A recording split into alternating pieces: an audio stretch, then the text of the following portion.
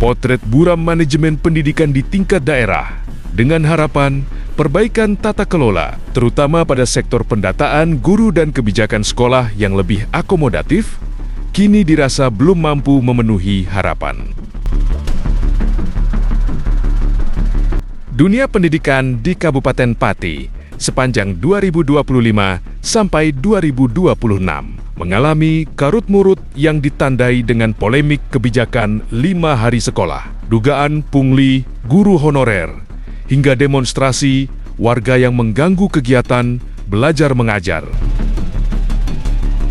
Situasi memuncak saat kebijakan 5 hari sekolah dibatalkan dan 20 sekolah sempat belajar online akibat demo. Kekacauan berlanjut ke pengelolaan guru honorer. Munculnya kasus jalur siluman dalam masuk Dapodik dengan tarif jutaan untuk pengangkatan ASN PPPK yang memicu penyelidikan DPRD Disdikbud Pati.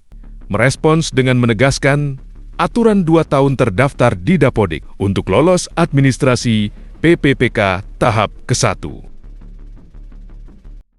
Adanya laporan mengenai dugaan pungli berkedok sumbangan di salah satu SMA negeri di Pati juga sempat disebut. Hingga akhirnya ketidakstabilan birokrasi pun terjadi, yakni adanya ketegangan antara kebijakan Bupati dan Dinas Pendidikan terkait implementasi kurikulum, serta rotasi pejabat pendidikan.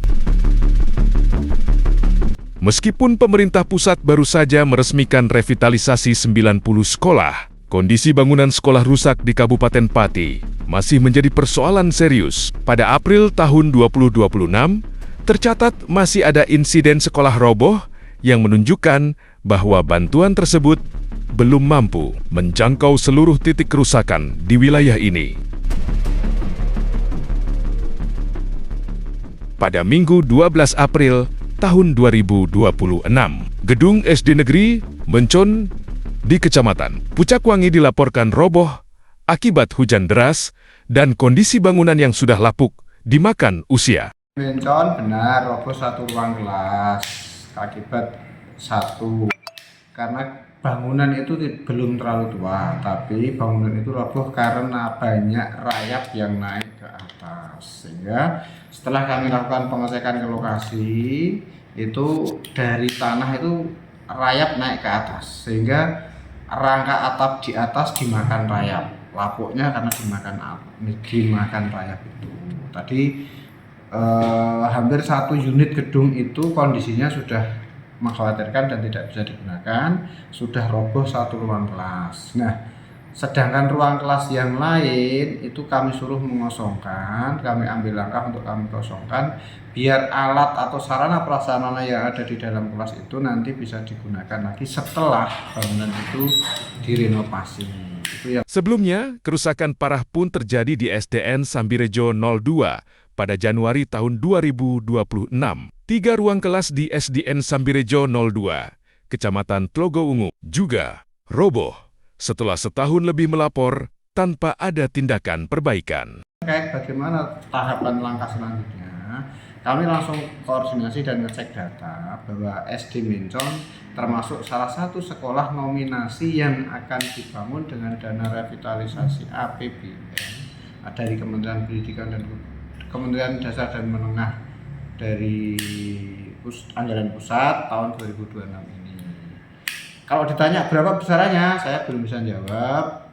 Kapan dilaksanakannya, saya belum bisa jawab. Tahap ini kami sedang melakukan koordinasi intens dengan kementerian agar itu dapat diakselerasi lebih cepat, biar anak-anak bisa segera belajar dengan tenang dan aman serta nyaman di sekolah, tidak mengganggu pelayanan di balai desa.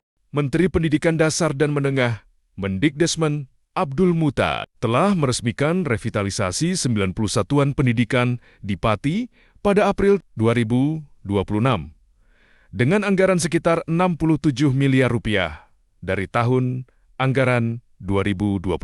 Menanggapi insiden terbaru, PLT Bupati Pati mulai membentuk tim khusus untuk mengecek kelayakan bangunan sekolah di seluruh Pati guna mencegah insiden serupa dan mengusulkan tambahan bantuan ke kementerian. Kemarin dan alhamdulillah tahun ini masuk nominasi. Mudah-mudahan dengan kejadian ini kami segera akselerasi. Sesuai dengan perintah Pak Bupati kemarin di depan Pak Menteri Pendidikan Dasar dan Menengah, kami pagi tadi setelah rapat sudah melakukan koordinasi dengan dipimpin Pak Kepala Dinas antara bidang SD dan bidang SMP untuk melakukan pendataan. Kemudian kami melakukan verifikasi data kondisi satuan pendidikan, sarana prasarananya bagaimana untuk kami ajukan permintaan tambahan revitalisasi di tahun 2026 ini.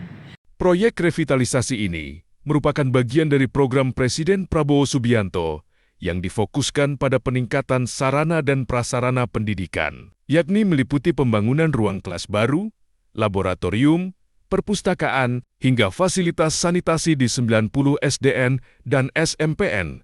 Pemerintah pusat berencana meningkatkan anggaran revitalisasi secara nasional pada tahun 2026 untuk menyasar lebih banyak sekolah dengan kategori kerusakan berat, termasuk di daerah 3T dan wilayah rawan bencana.